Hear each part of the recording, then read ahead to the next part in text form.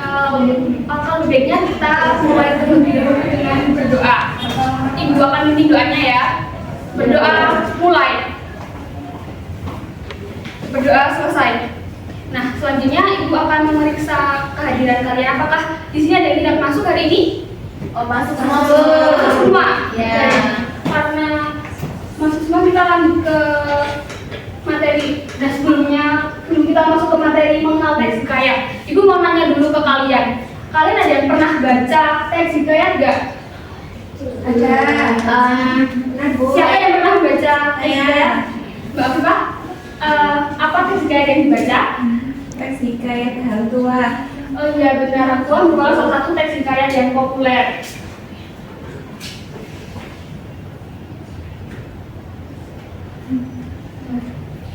Nah, tujuan pembelajaran kita hari ini adalah peserta didik dapat membaca untuk menilai dan mengkritisi karakterisasi dan plot pada hikayat, serta mengaitkannya dengan nilai-nilai kehidupan yang berlaku pada masa lalu dan sekarang dengan benar. Jadi, ibu harap setelah pembelajaran ini nanti kalian bisa memetik nilai-nilai kehidupan yang terdapat dalam teks hikayat dan menerapkannya dalam kehidupan sehari-hari ya. Nah, setelah ini gue akan menyetelkan video, jadi kalian bisa menyimak ya. Ya. Ya, Bu. Ya, Bu.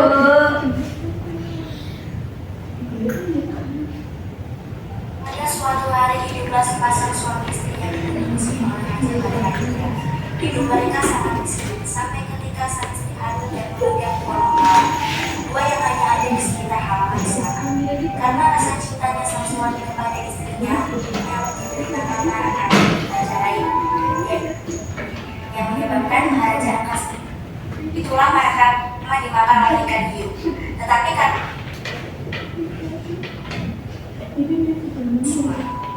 lalu Markama dan adiknya kesulitan hari-hari dan menginginkan suasana-suasana seperti dua orang tua. Dari kejadian itu, Markama dianggap menjadi raja di negeri suasana yang menggantikan ayahnya. Nah, itu tadi contoh, salah satu contoh hikayat, yaitu hikayat si miskin.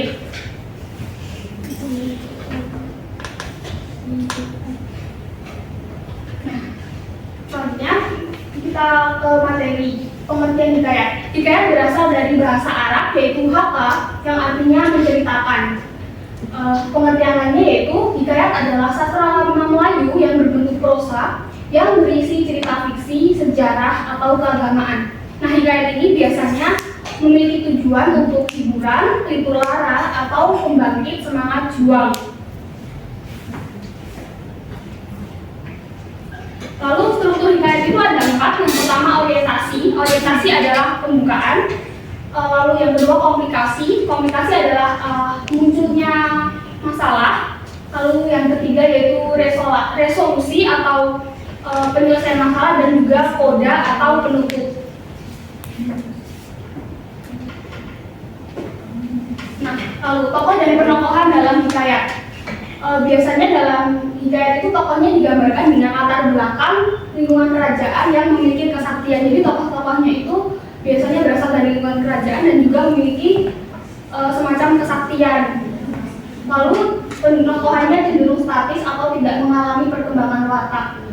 Dan juga penokohan dalam hikayat cenderung tidak realistis, atau itu biasanya tuh tokoh baik itu digambarkan sangat baik, dan juga kalau tokoh jahat itu digambarkan sangat jahat dan itu tidak mengalami perkembangan watak. Jadi sepanjang cerita biasanya kalau baik tetap baik, kalau jahat tetap jahat.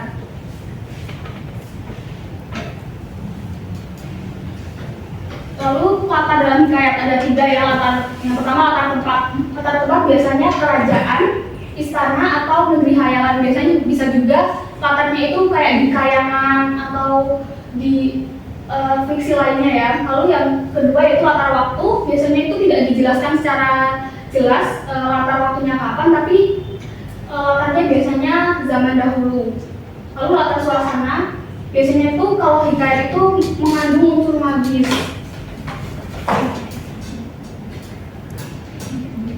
Lalu selanjutnya alur dan sudut pandang. Hikayat itu menggunakan alur berbingkai. Jadi dalam cerita hikayat itu ada cerita lainnya. Lalu biasanya menggunakan alur maju atau kronologis. Dan untuk sudut pandangnya ketiga serba tahu atau orang yang menceritakan. Nah, lalu materi kata selanjutnya yaitu nilai-nilai. Nah, hikayat itu mengandung nilai-nilai, ada 4 nilai yang biasanya terkandung dalam teks hikayat. Nilai yang pertama yaitu nilai pendidikan. Nilai pendidikan itu nilai yang berkaitan dengan semangat belajar. Lalu nilai yang kedua yaitu nilai religius atau nilai yang mengikat manusia dengan pencipta alam dan isinya. Nilai religius itu biasanya berisi keimanan atau ketaatan seorang tokoh. Lalu yang ketiga yaitu nilai moral. Nilai moral adalah nilai-nilai kebenaran, kejujuran, dan ajaran kebaikan tertentu yang bersifat praktis.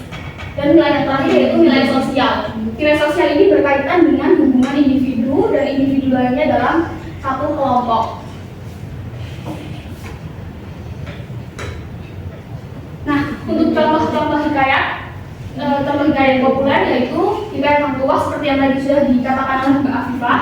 Lalu ada hikayat Si Miskin, ada hikayat Bayan Budiman, dan juga ada hikayat Raja-Raja Pasai. Ada banyak ya contoh hikayat populer. Ini Ibu hanya menampilkan 4 saja.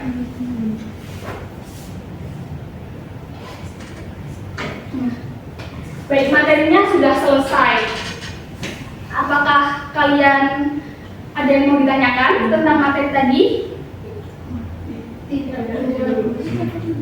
Sepertinya kalian ngantuk ya? Iya. Kita ice breaking dulu, biar kalian nggak ngantuk. Iya. Nah, jadi bisa kalian berdiri dulu. Gua akan menjelaskan ice breakingnya terlebih dahulu. Jadi ada dua instruksi, yang pertama normal dan kebalikan. Kalau normal kalian tepuk sesuai angka yang saya sebutkan. Kalau kebalikan, kalau saya bilang 1, kalian tepuk 2 kali. Kalau 2, kalian tepuk 3 kali. Dan kalau 3, kalian tepuk 1 kali. Apakah dipahami? Normal 1, 3, 2. Kebalikan 1, 3, 2, 1. Normal 3. Nah, sepertinya udah gak ngantuk ya sekarang. Kita karena gak ngantuk, kita lanjut ke tugas. Ibu akan bagi menjadi 4 kelompok. Sesuai tempat duduk saja ya kelompoknya. 1, kelompok 2. Ini kelompok 3 ya sama berapanya. Ini kelompok 4. Ibu beri waktu 15 menit untuk mengerjakan, apakah cukup? Nah, silakan dikerjakan, dan jika ada pertanyaan, silakan kalian bisa bertanya kepada ibu.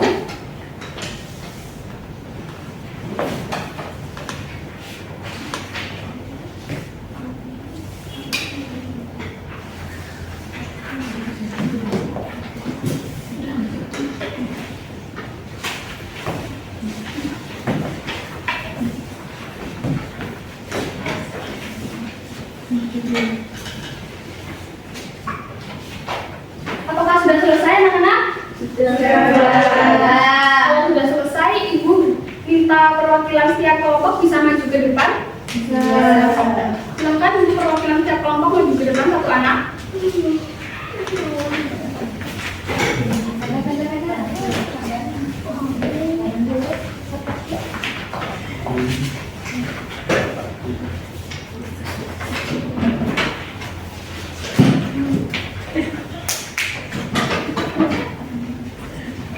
Nah, urut saja dari sebelah kiri, membaca nomor 1, 2, 3, dan 4 ya. Silakan mulai dari nomor 1. Baik, saya akan membacakan hasil dari diskusi kelompok kami. Soal pertama, apakah penggambaran karakter setiap tokoh memiliki porsi yang sama di dalam cerita tersebut? Jika tidak, tokoh mana yang mendapatkan porsi lebih banyak? Jelaskan. Jadi jawaban dari kelompok kami, penggambaran karakter setiap tokoh tidak memiliki porsi yang sama. Tokoh yang mendapatkan porsi lebih banyak adalah Bibi Zainab dan burung bayan. Kali ini dikarenakan konflik utama cerita berpusat pada tindakan dan keputusan Bibi Zainab, serta burung bayan yang berulang kali memberikan cerita sebagai nasihat untuk menyadarkan Zainab. Sudah Bu, itu pendapat dari kami. Bagus pendapatnya. Lalu selanjutnya kelompok 2. Untuk soal nomor 2, yaitu adakah keterkaitan antara karakter tokoh dan cara mereka menyelesaikan masalah? Mengapa? Jawaban dari kelompok kami yaitu iya, ada ada keterkaitan antara karakter tokoh dan cara mereka menyelesaikan masalah. Misalnya, Burung Bayan yang bijaksana dan tertib memilih menasihati Bibi Zainab lewat cerita-cerita bermakna, bukan dengan larangan langsung. Sikap sabar dan halusnya membuat Zainab tidak marah dan akhirnya menyadari kesalahannya. Ini menunjukkan bahwa sifat tokoh mempengaruhi cara mereka menyelesaikan masalah. Ya, pendapatnya kelompok 2 sudah benar ya. Lalu lanjut ke kelompok 3. Ya, yang ketiga, soalnya apa yang akan terjadi jika Khadijah Maimun tidak pergi berlayar meninggalkan Bibi Zainab? Apakah hal tersebut akan sangat mempengaruhi cerita? Untuk jawabannya, jika Khadijah Maimun tidak pergi berlayar, konflik utama cerita mungkin tidak akan terjadi. Bibi Zainab tidak akan merasa kesepian sehingga tidak ada peluang bagi wanita lain untuk mendekatinya. Dengan demikian, cerita tentang pengkhianatan nasihat Burung Bayan dan pertobatan Zainab pun tidak akan muncul. Hal ini menunjukkan bahwa kepergian Khadijah Maimun merupakan pemicu utama dalam perkembangan alur cerita. Iya, kelompok 3 juga pendapatnya sudah bagus ya. Silakan kelompok 4 bisa dibacakan salah satu nilainya. Oke. Kelompok 4 yaitu analisis nilai-nilai yang terkandung dalam teks hikayat Bayan yang budiman. Nilai yang pertama yaitu pendidikan. Konsep nilainya pembelajaran melalui cerita atau pengalaman untuk memperbaiki diri. Burung Bayan mendidik Bibi Zainab secara tidak langsung dengan kisah-kisah moral. Kutipannya yaitu, di setiap kali ia berpamitan, burung tersebut menceritakan suatu kisah. Iya, dari 4 kelompok jawabannya sudah bagus semua. Tepuk tangan, bisa berikan tepuk tangan. Kalau tadi berikan tangan ke saya.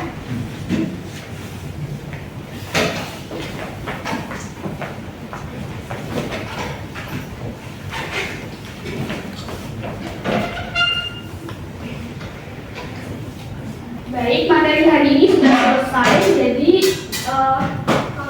kita baca kesimpulannya ya. Hikayat merupakan karya sastra klasik Melayu berbentuk prosa yang berfungsi sebagai hiburan, menjadi hara dan membangkit semangat. Hikayat memiliki karakteristik yang khas berupa tokoh berlatar belakang kerajaan yang memiliki kesaktian, menggunakan alur berbingkai dan maju, serta sudut pandang orang ketiga. Karya ini atau hikayat menampilkan karakter yang statis dan idealistik yang mengandung unsur keajaiban serta menyampaikan nilai-nilai pendidikan, religius, moral, dan sosial melalui narasi yang panjang dan deskriptif. Baik, pembelajaran hari ini sudah selesai. Apakah ada bagian yang belum kalian pahami? Apakah sudah pahami? Baik, apakah pembelajaran hari ini bisa? Baik, pembelajaran ini sudah selesai. Kita lanjut ke pertemuan selanjutnya. Kita akan belajar mengenai teks hikayat. Mungkin akan belajar membuat teks hikayat di pertemuan selanjutnya. Dan nanti akan Ibu beri tugas melalui WhatsApp grup ya. Jadi karena belajar sudah selesai, kita tutupkan kelas hari ini dengan berdoa ya. Berdoa mulai. Berdoa selesai.